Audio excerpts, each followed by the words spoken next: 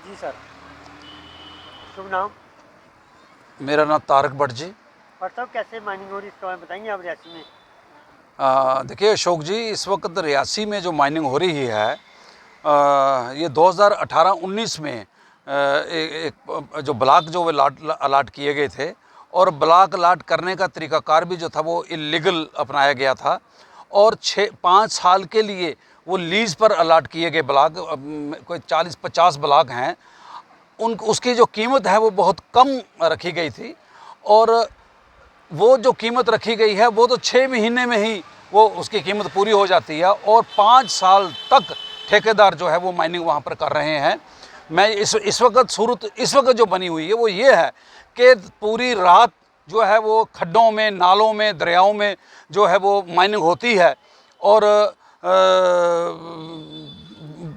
चोरी माइनिंग की इतनी बहुत ज़्यादा हो रही है जिसकी हद ही कोई नहीं है। एडमिनिस्ट्रेशन इस वक्त जो है वो बड़ी उन्होंने सख्त कदम उठाए हैं, लेकिन अभी माइनिंग वाले का जो माफिया है ये इतने चालाक हैं कि ये उनको भी चकमा दे जाते हैं, और धड़ल्ले से माइनिंग दिन को रात को जो है वो हो रही है वहाँ पर। और पुलिस वाले जब अगर कोई गाड़ी पकड़ते हैं तो वो गाड़ी जब पकड़ी जाती है तो वो गाड़ी जो माइनिंग डिपार्टमेंट के हवाले की जाती है, और माइनिंग डिपार्टमेंट एक मामूली सा जुर्माना करके उसको वो छोड़ देते हैं, जिससे लोगों को हज़ारों करोड़ों का जो है वो वहाँ पर नुकसान हो रहा है, कौम का नुकसान वहाँ पर हो रहा है। और जो मैं कहता हूँ कि हमारे एक अंजी नाला है, वहाँ दरिया चनाब है, और बहुत सारे नाले वहाँ पर हैं जहाँ से माइनिंग इस वक्त जो है वो जारी है। और मैं ये कहता हूँ कि अब जो डीसी साहब वहाँ पर आए हैं इन्होंने थोड़ी सी सख्ती की है, एसएसपी साहब थोड़ी सख्ती कर रहे हैं, लेकिन माइनिंग माफिया बहुत चालाक, बहुत होशियार है। ये पता नहीं इनको कहीं ऊपर से किसकी सपोर्ट है, क्योंकि लोकल एडमिनिस्ट्रेशन भी मजबूर हो जाती है कि उनको पकड़ने में उनको पकड़ते नहीं हैं। पकड़ते इसलिए नहीं है कि ऊपर से दबाव आ जाता है। और मैं कहता हूँ कि मामूली रकम जो है वो दे करके उनको ब्लॉक जो अलाट किए गए हैं, होना तो ये चाहिए था कि हर साल उसकी ब्लॉक की बोली होती और हर साल उसमें वो कीमत उसकी वो बढ़ जाती, लेकिन ऐसा बिल्कुल कुछ नहीं है। वो 5 साल तक वो उसको लूटते रहेंगे, और उन्होंने तमाम दरिया वो नाले जो हैं वो खाली कर दिए हैं। माइनिंग लोगों को, जो लोकल लोग जो हैं, वो मैं ये समझता हूँ कि रियासी के लोगों को अपने मकान बनाने के लिए रेत बजरी नहीं मिलेगी, क्योंकि वो तो उन्होंने खाली कर दिए हैं।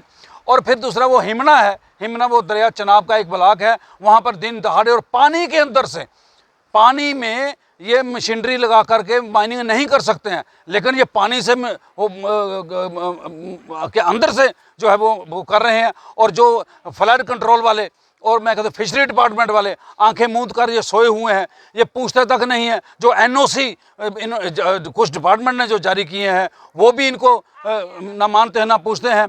और मैं कहता हूँ कि जो एडी फिशरी को चाहिए, और फॉरेस्ट डिपार्टमेंट, सबसे बड़ी बात यह है कि फॉरेस्ट डिपार्टमेंट का बहुत बड़ा इलाका है जहाँ से माइनिंग जो है वो जारी है, और फॉरेस्ट डिपार्टमेंट वाले पूछते तक नहीं उनको। फॉरेस्ट डिपार्टमेंट को चाहिए, डीएफओ रियासी को चाहिए, डीएफओ माहौर को चाहिए कि वो जाएं, वो देखेंगे फॉरेस्ट डिपार्टमेंट के जो एरिया है वहाँ से माइनिंग कैसे हो रही है, धड़ल्ले से वहाँ पर माइनिंग हो रही है। और इसी माइनिंग से जो पैसा आता है ये स्कूलों पे, सड़कों पे, इसके बिजली पर, और मैं कहता हूँ कि मुलाजमों की तनख्वाहों पर भी पैसा खर्च होता है, दवाइयों पर ये पैसा खर्च होता है, लेकिन ये चंद लोगों की जेब में करोड़ों रुपया जो है ये मिली भगत से जो है वो जा रहा है। और माइनिंग डिपार्टमेंट जो है वो पूरी तरह से इसमें मिला हुआ है ठेकेदारों के साथ, वो उनको पूछता नहीं है। अगर पुलिस कोई गाड़ी पकड़ती है और उस गाड़ी को मामूली से पैसे लेकर जुर्माना करके ये दिखा दिया जाता है कि हमने जुर्माना कर दिया है, अगर 100 गाड़ी रोज़ की चोरी होती है तो 10 गाड़ियों को ये जुर्माना कर देंगे तो 90 गाड़ियों की तो चोरी हो गई है। तो इसका मतलब ये है कि 90 गाड़ियाँ जो हैं, अगर 4000 की एक गाड़ी बनती है तो 100 गाड़ी कितने की होगी? 4 लाख रुपए की रोज़ की। वहाँ तो 1000 के करीब रोज़ की गाड़ी जो है वो माइनिंग होती है, और वो 1000 में से 200 गाड़ियाँ जो हैं वो सरकारी खजाने में उसका पैसा जमा नहीं हो रहा है, सब चोरी हो रही है वहाँ पर। और पुलिस इतनी परेशान और तंग आ चुकी है इनसे। ये माइनिंग माफिया जो है ये बड़ा स्ट्रांग है, इनके हाथ बड़े लंबे हैं। और अगर मीडिया वाले कहीं कोई किसी का बाइट लेते हैं या वो इस चीज़ को उजागर करते हैं या उनको धमकियाँ देते हैं। मुझे खुद कितनी बार धमकियाँ आई हैं और मैं ये कहता हूँ कि मौजूदा एडमिनिस्ट्रेशन जो है, मौजूदा सरकार जो है, मैं एलजी महोदय से ये कहना चाहता हूँ कि रियासी की तरफ ध्यान दीजिए। रियासी जम्मू कश्मीर के अंदर वाहिद एक ऐसा डिस्ट्रिक्ट है कि जहाँ सबसे बड़ी, सबसे ज़्यादा माइनिंग जो होती है वो रियासी से हो रही है, और वो मैं कहता कौड़ियों के दाम पे वो माइनिंग वहाँ पर जा रही है। लोगों को उसका कोई फ़ायदा नहीं है। अस्पतालों की हालत बुरी है, सड़कों की हालत बुरी है, क्योंकि पैसे तो चंद प्राइवेट लोगों के जेबों में जा रहे हैं। वहाँ पर जो ठेकेदार इन्होंने बना के रखे हैं, वो भी आउट ऑफ J&K के जो ठेकेदार हैं, वो वहाँ पर उन्होंने लोटी डाल के रखी हुई है। मेरी आपकी वसातत से, आपके चैनलों की वसातत से मैं ये सरकार से कहना चाहता हूँ कि इस लूट खसूट को बंद करवाया जाए। ये कौम का सरमाया, ये देश का सरमाया लूटा जा रहा है। छोटी छोटी बातों पे अगर एक्शन होता है तो इतना बड़ा सरमाया, क्या सड़कों पे चलते हुए ये डैम्पर, ये टिप्पर, ये बड़ी बड़ी गाड़ियां जो ये जा रही हैं, फिर इनका वजन कहीं नहीं होता है, इसका नाप तोल का हिसाब कहीं कोई नहीं है। माइनिंग जो होती है उसके मीट्रिक टन के हिसाब से माइनिंग जो करनी होती है, इनका कहीं कांटा कोई लगा ही नहीं है। वो किस तरह से ये हवा में ही सब कुछ वहाँ पर चल रहा है। वो जो लीगल तरीके से माइनिंग वहाँ पर नहीं हो रही है और वहाँ पर बहुत बड़े पैमाने पर लूट खसूट पड़ी हुई है। मेरी आपकी वसातत से सरकार से यही डिमांड है कि वहाँ पर जो है, हम सरकार की तरफ से बोल रहे हैं, सरकारी खजाने को बचाने के लिए बात हम करते हैं, क्योंकि सरकार के पास पैसा होगा तो वो लोगों के काम आएगा। पैसा सड़कें बनाने में काम आएगा, स्कूल बनाने में काम आएगा, अस्पताल बनाने के काम आएगा।